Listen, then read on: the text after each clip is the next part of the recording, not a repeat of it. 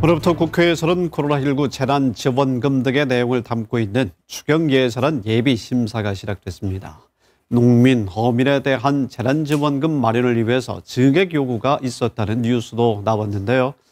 강원도에서는 이번에 최고 12만 명까지 지원을 받을 수 있을 것으로 예상되고 있습니다. 태격. 오늘은 제4차 재난지원금 지급 수위와 내용, 시기에 대해서 토론해 보겠습니다. 강원도의회의 허소영 더불어민주당 원내대표, 심상화 국민의힘 원내대표 두 분과 함께하겠습니다. 안녕하십니까? 네, 안녕하세요. 네, 안녕하십니까? 반갑습니다.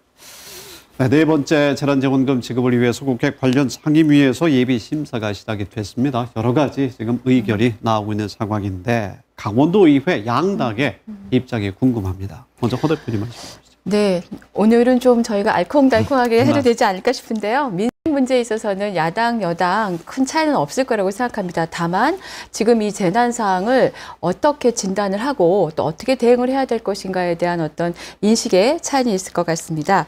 우선 코로나19를 거치면서 방역 상황이 장기화되고 또 피해가 누적되고 고용률에 따른 쇼크 뭐 이런 것들이 이제 연달아 일어나면서 4차 피해자 지원 대책에 대한 요구가 상당히 높아져 있는 상황이잖아요. 이런 위기들을 경제 지표가 크게 보여주고 있습니다. 서비스업에서 음식 숙박업이 전년 대비 18.5% 감소를 했고요. 특히 예술 여가업의 경우는 33%가 감소를 했습니다. 취업자 수도 전년 대비로 98만 2천 명이 감소했고 일용이나 임시직에서 79만 5천 명의 일자리가 먼저 사라졌습니다. 이런 현황을 진단을 해본 결과에 보면 결과를 가지고 우리 정부가 이번에 19조 5천억 원 규모의 그 예산을 편성을 해서 제출했는데요. 중요한 것은 이제 세 가지 방향이라고 볼 수가 있겠습니다. 첫 번째는 피해가 집중된 분들에게 집중적으로 지원을 하겠다. 두 번째는 좀 더 두텁게 그리고 사각지대를 최대한 최소화하면서 지원을 하겠다. 그다음에 재정의 지속 가능면 포기할 수 없는 중요한 부분이기 때문에요. 최대한 적재적소에 지원한다라는 원칙에 근거해서 그 추경안을 낸 것으로 알고 있습니다. 그래서 실제로 피해가 극명한 소상공인 그리고 고용 취약계층들을 위한 피해 구제에 대해서 가장 많은 재원인 8조 1천억 원 정도를 지원하기로 한 것으로 알고 있습니다. 심상화 대표님. 네, 4차 재난지원금 규모는 이제 19조 5천억이고요. 총 이제 690만 명에게 이제 500만 원에서부터 100만 원까지 5단계로 이제 지급한다고 합니다. 이제 저희 도의에서도 이런 큰 예산을 심사할 때는 좀 꼼꼼하게 예산을 심사를 하거든요. 그런데 국회는 더 잘하리라고 보는데요. 지금 이 상황을 보게 되면 강원도 2021년 예산이 강원도 예산이 7조입니다. 또 교육청 예산을 이제 제외하고요. 그런데 이제 우리 여당에서 지금 추경 규모를 이제 한 15조 원으로 이제 심사를 하는데 여기에 9조 9천억이 이제 국채를 이제 발행하는 기금입니다. 예. 우리 강원도 1년 예산은 이제 2배가 넘는데 이 엄청난 규모의 예산을 과연 이제 꼼꼼하게 챙겨야 되는데 할 수 있을까? 라는 지금 국민들이 의구심을 가지게 되거든요. 왜 그러냐면 기재부가 이제 국회에 지난 3월 4일 추경안을 제출을 했습니다. 하고 나서 이제 3월 8일에 상임위 심사가 이제 시작이 되는데 3월 18일 날 본회의 통과를 이제 목표를 두고 있거든요. 이렇게 된다면 15조 원이나 되는 이 큰 예산을 약 10일 동안 과연 꼼꼼하게 심사를 할 수 있을까라는 것이 첫 번째 좀 문제고요. 우리 4차 재난지원금 이제 지급 계획을 보게 되면 농어업인이 지금 빠져 있습니다. 여기에 참 굉장히 좀 말도 안 되는 것 같은데 올해 1월 강원도 고용 동향 통계를 보게 되면 2020년 1월에 4만 7천 명이었습니다. 농림 어업인 고용자 수가. 그런데 올해 1월에 3만 5천 명으로 이제 줄어들었거든요. 그렇게 되면 무려 이제 26.8%가 이제 감소한 것인데 이런 걸 두게 되면 강원도 농어업인들이 얼마나 심한 타격을 받았는지 알 수가 있는데 이 농어업인들이 이 지급 대상에서 빠져 있다는 것입니다. 결국 이런 것을 보게 되면 꼼꼼하게 좀 하지 않았다는 것이라고 보고요. 또 농어업인들 우리 사이에서는 선거를 급하게 두고 서울, 부산에 보궐선거니까 우리 농업인들을 무시하지 않나. 뭐 이런 뭐 이야기도 많이 나오고 있습니다. 네.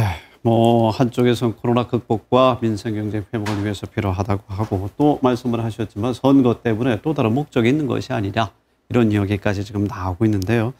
자, 18일 국회 통과 그리고 또 월말 지급이 가능할까 그리고 또 사각지대에 대한 이야기까지도 지금 나오고 있는 상황인데 이 이야기를 조금 더 자세히 말씀을 해주시고 거기에 대해서 좀 답변해 주시면 좋을 것 같습니다. 네, 올해 이제 정부 이제 복지 예산이 250조인데요. 저희 이제 국민의당에서는 기본소득 이제 그 30만 원씩 하게 되면 전 국민의 한 180조 정도가 재원이 이제 편성이 됩니다. 그리고 한 70조 정도는 이제 사회적 약자죠. 노인, 그다음에 이제 장애인. 이런 쪽에 이제 지급한다는 거에 대해서도 이제 동의를 했었고요. 또 국민의힘은 4차 재난지원금을 사실 반대하는 것은 아닙니다. 또 여기에 보게 되면 정말 적절할 때 해야 된다. 이런 것을 이제 말씀드리는 거고요. 또 저희 이제 김종인 비대위원장께서는 네. 코로나19가 장기화될 것이니까 피해 지원을 위한 100조 원의 재원을 마련하자라고도 이제 발표를 하셨습니다. 그런데 지금 이 돈을 재난지원금을 이제 지급을 할 때는 어떤 목표로, 어떤 대상에, 어떤 기준으로 할 것이가 명확하게 되어야 되거든요. 그런데 지금 이 기준에 대해서 사각지대가 너무 많이 생겼다는 게 지금 나오는 것입니다. 그리고 급하게 지금 예산을 심사해가지고 또 제가 말씀을 드리지만 이게 선거용으로 하는 게 아닌가. 네. 그러다 보니까 급하게 이렇게 네. 예산을 심사하지 않나. 네. 이런 지금 우려를 많이 하죠. 네. 네. 일단 앞서서 말씀하셨던 것에서 좀 말씀을 드리도록 하겠습니다. 일단은 이게 방대한 본 예산과 거의 맞먹는다고 생각이 들 정도의 방대한 추경을 세우고 있으면서 과연 사업을 꼼꼼히 점검할 수 있겠느냐라는 지적을 하셨는데요. 충분히 있을 수 있는 것이고요. 다만 이번에는 사업 종류가 본 예산에서 하는 모든 사업을 망라한 것이 아니라 재난 지원에 맞는 사업들로 좀 한정적인 사업목들이 있다는 것입니다. 훨씬 더 단순하고요. 그리고 기준도 아까 말씀하시기는 모호하다고 하셨는데 아까 가장 큰 몇 가지 기준들은 저희가 제시를 하지 않았습니까? 원칙이죠. 기준이라기보다. 그래서 피해가 집중된 분들에게 그리고 사각지대는 적게 하는데 말씀하신 것처럼 사각지대를 없앤 상태로 가야 되긴 하지만 실제로 사각지대가 조금씩 발생을 하죠. 말씀하신 농업인이 빠졌다라는 그런 것들이 있잖아요. 그래서 한 번에 모든 것을 다 한숨에 할 수는 없다라는 생각이 들고요. 다만 거꾸로 그렇다면 적절한 시기는 언제냐는 겁니까? 지금 당장 시민들은 지금 당장 도민들은 당장 먹고 살 것이 어렵고 목이 마르다라고 하는데 야 이거 포퓰리즘이라고 하는 오해를 불식시키기 위해서 우리가 발을 좀 빼야 돼. 이거야말로 무책임한 것이 아닌가라고 생각을 합니다. 지금 민주당에서 하고 계시는 재난지원금 대상에 대해서는 문제를 저희가 제기하는 거거든요. 사각지대를 없애기 위해서 더 넓게, 더 두껍게, 더 촘촘히 하겠다. 이렇게 말씀하셨어요. 이것만 세 개만 들으면 모든 분들이 나도 해당 지급을 받겠구나라고 이제 기대를 하고 있거든요. 거기에 보면 제가 먼저 말씀드렸던 농업인들이 또 포함이 되는 거고 두 번째는 전세 버스 기사님이 또 포함되는 거고 요번에 또 공연을 하신 분들의 업종도 제외가 된 것입니다. 이런 걸 촘촘히 보지 못했던 것. 그게 결국 지금 잘못 지급 계획을 추진하고 있던 것이다. 1차, 이런 말씀을 드리는 것이죠. 거쳐서 이 모든 분들이 한 번도 지원을 받지 못한 것은 아니고요.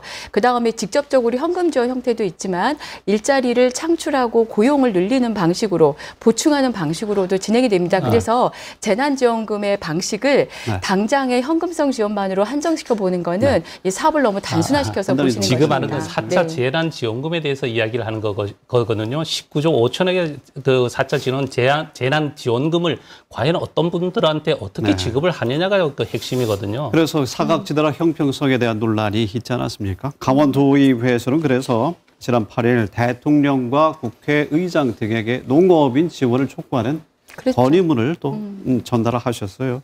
양당에서 이건 의견을 같이 하고 있는 그런 상황입니까?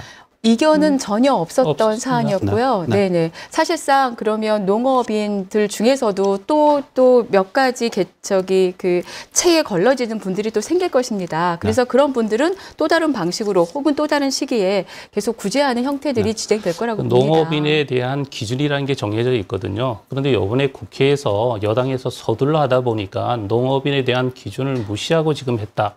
이런 게 지금 나와서 우리가 강원도에서 농업에 대한 지급도 해야 된다. 이렇게 지금 요구를 한 것이고요. 네. 결국 중요한 건 무엇이냐면 이번에는 그 시기를 말씀하셨는데 왜 시기가 꼭 이래 보궐선거 앞에 해야 되냐 네. 이런 걸 보는 것이거든요. 근데 여러 경제 보궐선거보다는 지표가 네, 결국 좀 말씀하신 촘촘히 것처럼 뭐 두껍게 그 넓게 한다 그러면 여러 가지 국민 의견을 수렴해 가지고 지급 기준을 만들어서 지급하는 게 바르다. 이런 말씀을 시기에 드립니다. 대해서 예, 30초만 어떤 좀 경우에는 말씀바랍니다. 이게 일상의 상황이었다 그러면 하신 말씀이 맞습니다. 일상의 그 고용률 또 일상의 실직률을 가지고 있는 상황이면은 말씀하신 것처럼 차분히 그 기획을 하는 것이 맞는데요. 제가 먼저 말씀드릴게요. 네. 그런데 여러 가지 경제 네, 지표가 정리해 아까 주십시오. 말씀드린 것처럼 빨간불이 많지 않았습니까?